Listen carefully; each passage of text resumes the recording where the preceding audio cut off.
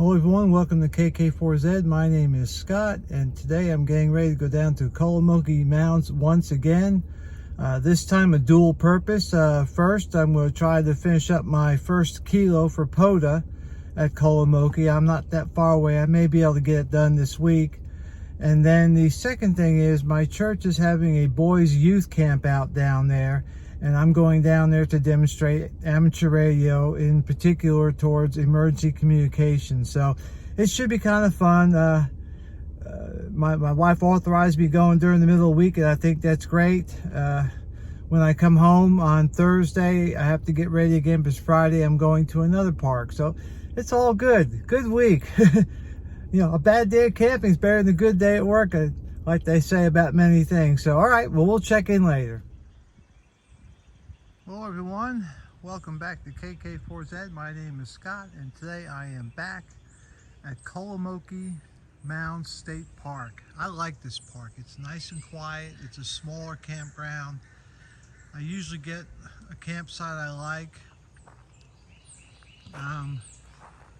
Today, I've got one of the smaller campsites up here, and I'm here for two reasons. One is I'm really close to getting a kilo for this park for POTA, and I may be able to get that done this week. And the other thing is my church is having a youth camp out at the group camp about a mile and a half from here, and so I volunteered to take my radios over there and do an emergency communications demonstration to give them the opportunity to see what it takes to get ready to do real MCOM.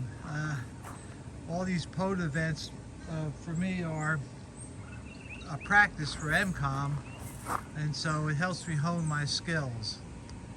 Today I'm using my 28.5 foot random wire antenna with a 17 foot counterpoise. You can see it goes out that way. Today, something new. I mentioned this before. I've got the Garmin Messenger GPS, and it works so much better than my original inReach. I've already sent a message to my wife letting her know I'm okay with my location. Here in this park, cell service is spotty at best. Typically the most I get here is maybe 1 bar, and I think that's kind of a lie. And so having this messenger to allow me to contact my wife and tell her I'm okay, and then, you know, maybe she'll contact me. I don't leave this on all the time, but just enough to get some messages out. I'm also going to spot myself on the POTA website using my inReach. So it's a nice little campsite. Again, I'm only here for 2 days. Set up in the shack. I'm using my I've got 2 new additions here. One are these screens, which is something I added. And then my desk. The radio is the FT710. Still doing some long-term review on that. So far, no complaints. And getting ready to operate. So that's all I got for now. I'll let you know more later on. Thanks for stopping by. So just a quick video real quick, capturing my buddy AG4SO. Haven't seen him in a while on the air. Good to see you, Steve. Just a quick hello and shout out when I get back home. Hello everyone, and welcome back to KK4Z, a continuation of my Kolomoki Mounds video, the activation down here. I came down here with 2 goals. One goal was to work on my kilo, my 1,000-point award for POTA. I don't have any, and I kind of feel that if you're a serious or even a semi-serious POTA guy, you should at least have 1 or 2 kilos under your belt, and I didn't have any. Lots of almost, and so I've taken a little time this go around and trying to knock out a couple kilos just so I can give myself a little street cred, if you know what I mean. Bands were interesting. Yesterday, bands were great. I made between 2 o'clock in the afternoon, yesterday afternoon, to 2 o'clock this morning, I made in the neighborhood of 325 contacts using FT8. That was pretty good. I worked, I didn't check this morning, but as of last night, I worked like 39 states and 20 different countries. So it was pretty good. And I needed to make at least 330 unique contacts to get myself over the kilo. Of course, there's some doubles in there, so I like to have a little insurance. So I woke up this morning and got on the radio and made a total of about 400 something contacts. But boy, this morning the bands were a lot different. Not near as good as they were yesterday. So I'm really glad that I stayed up late and made the get while the going's good, so to speak, and it paid off because now I've got everything I need. This afternoon, I think I've said earlier that my church group is having a youth camp out for the boys, and I volunteered myself to go over there to give a ham radio demonstration and talk about MCOM. If you follow my blog or my YouTube channel, I keep myself in 2 different camps. One camp is the MCOM camp, and the other camp is the FunCom camp. But a lot of times, like when I do these camp outs, there's always an MCOM thought in the background, which is why you see a lot of the big radios. I call like a 100-watt radio versus a QRP radio, which is a 5 to 10 watt radio. But that's why you see a lot of the big radios, because I am constantly testing and checking out my equipment. I know how they operate, and I know how they operate in the field. If I ever did deploy to a disaster, a lot of the stuff you see here on this channel is what's going with me. And so I know, what my equipment does, and that's important. When I first started, the first disaster that I went to, I was given like a 24-hour notice, and I was using other people's equipment because that's what they had, and that was a real eye-opener experience. I mean, I was able to complete my mission, but I knew I could do better, and so ever since then, I continue to try to get better at both MCOM and FunCom. So the mode yesterday and today was FT8 because the bands are just really not that good, and when I want to make a lot of cues, FT8 is better. And when I'm talking about a lot of cues, I'm talking about 200, 300 plus cues on a weekend. Sometimes you can do that with CW, but if the band's not there and the people aren't there, FT8, I'm working people around the world, all over the country. So there you have it.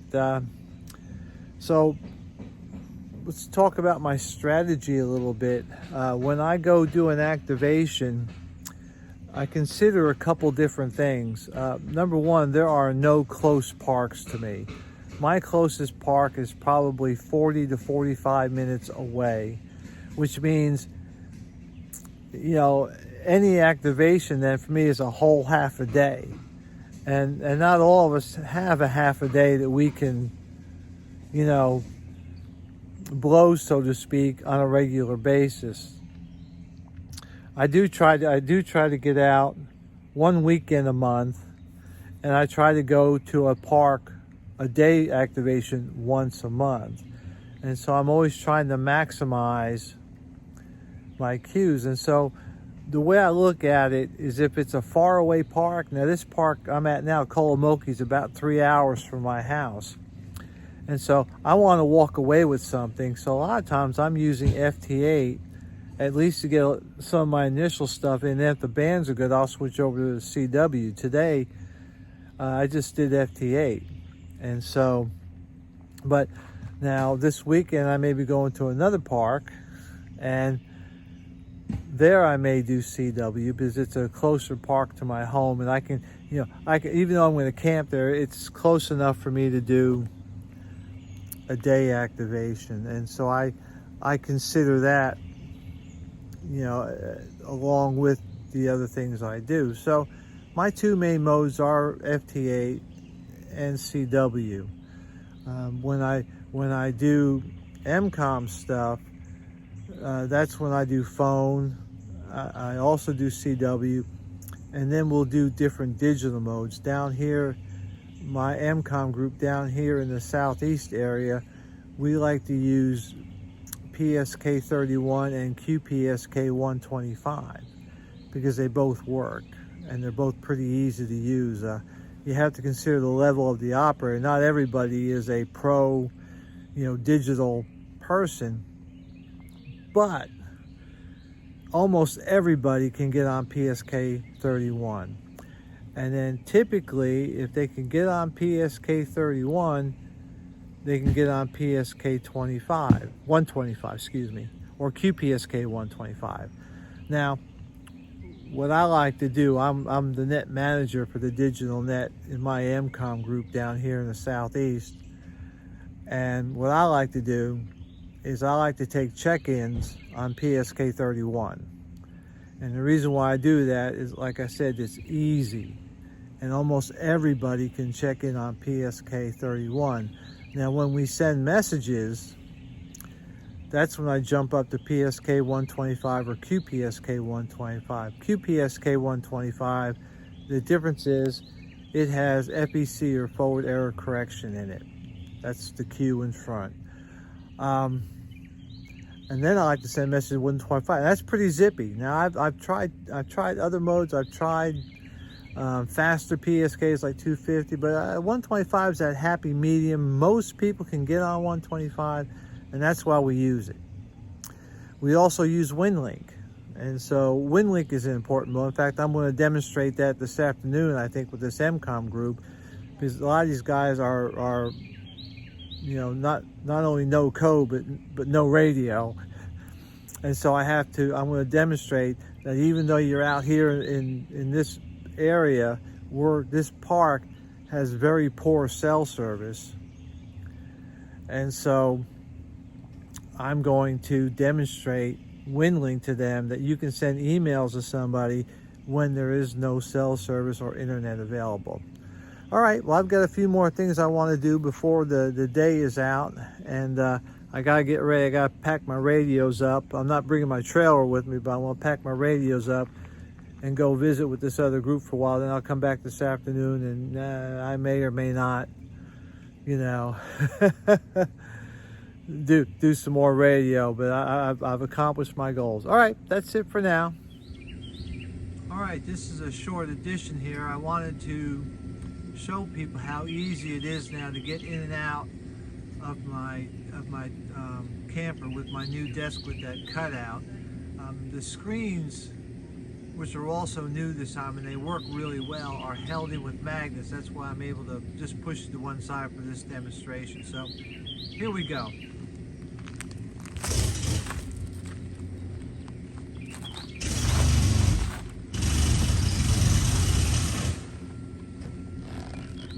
Boom, baby.